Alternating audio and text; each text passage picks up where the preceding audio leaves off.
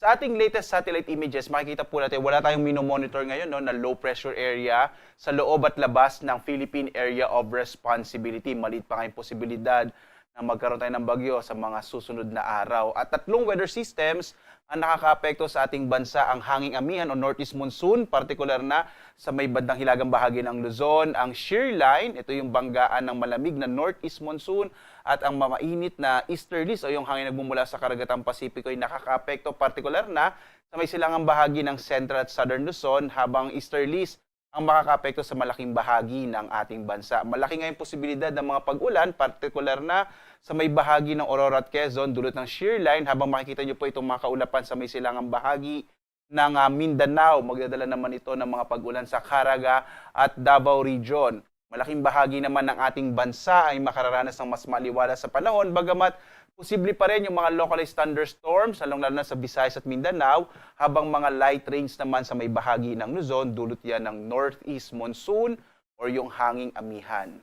At dito nga sa Luzon, inaasahan natin ang malaking posibilidad ng mga pag-ulan, lalong-lalo na sa may bahagi ng Aurora at Quezon, dulot po yan ng shear line, habang sa Kamaynilaan at nalalabing bahagi ng Calabarzon, inaasahan pa rin natin medyo maulap na kalangitan na may mga mahihinang pag-ulan, habang ang nalalabing bahagi po ng Southern Luzon, itong area ng Bicol Region at itong area ng Mimaropa, makararanas naman ng mga localized thunderstorms, habang isolated light rains ang mararanasan sa nalalabing bahagi ng Central at Northern Luzon. Generally po, maliwalas sa panahon ng mararanasan, partikular na sa bahagi po ng Northern and Central Luzon, maliban na lamang sa mga isolated o pulupulong mahihinang pag-ulan.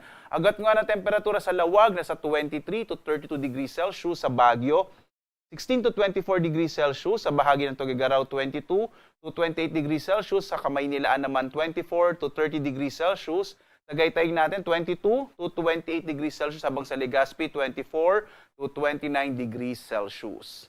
Dumako tayo sa Palawan, Visayas at Mindanao. Dito sa Palawan, makararanas naman ng mga localized thunderstorms ang mararanasan po sa bahagi ito ng ating bansa. Sa Calayan Islands, sa 26 to 32 degrees Celsius, agwat ang temperatura, habang dito sa may Puerto Princesa, nasa 26 to 32 degrees Celsius. Sa malaking bahagi naman ng Kabisayaan, bahagyang maulap hanggang sa maulap na kalangitan na may mga pulupulong pag-ulan, pagkilat pagkulog naman ng mararanasan. Agwat ang temperatura sa Iloilo, nasa 26 to 30 degrees Celsius. Sa Cebu, nasa 26 to 30 degrees Celsius, habang sa Tacloban, nasa 25 to 31 degrees Celsius. Ang easterlies naman natin inaasa magdadala ng mga pag-ulan sa malaking bahagi ng Caraga at Davao regions, habang ang nalalabing bahagi ng Mindanao ay makararanas ng mga localized rain showers and thunderstorms, dulot naman yan ng easterlies at nagdadala ng mga localized thunderstorms. Agwat ang temperatura natin sa Zamboanga, nasa 24 to 34 degrees Celsius, habang sa Cagayan de Oro, 26 to 30 degrees Celsius, sa Davao naman nasa 25 to 32 degrees Celsius.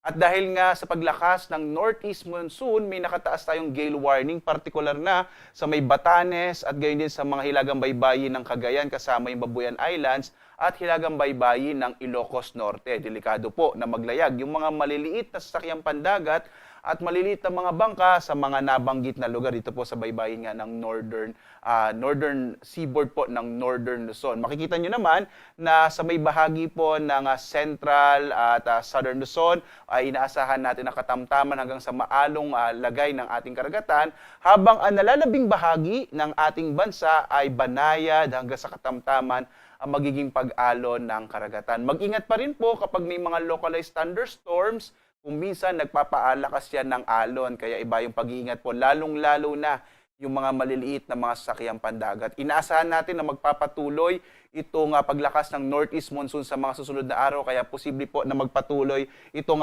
gale warning dito sa may hilagang baybayin po ng Hilagang Luzon. Muli po, no, iwasang pumalaot yung mga sasakyang pandagat dito sa may hilagang baybayin ng Hilagang Luzon.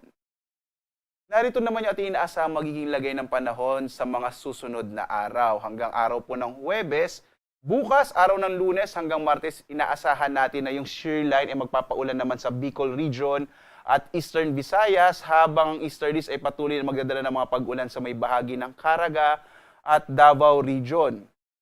Inaasahan natin na magpapatuloy itong surge ng northeast monsoon kaya posible po yung pagbugso ng medyo malamig na panahon lalong-lalo na dito sa may northern Luzon at magpapatuloy din yung mga mahihinang pag-ulan na dala ng northeast monsoon o hanging amihan. Pagdating ng araw ng Miyerkules hanggang Huwebes, posible na yung shear line ay makaapekto dito naman sa may bahagi ng Cagayan, Isabela. Posibleng magkaroon po ng mga malalakas sa mga pagulan dala ng shear line dito sa may silangang bahagi ng Northern Luzon. Habang ang easterlies or po pwede po yung intertropical convergence zone ay magdadala naman ng mga pagulan partikular na dito sa may silangang bahagi ng Mindanao, yung area po ng Caraga at Davao Region.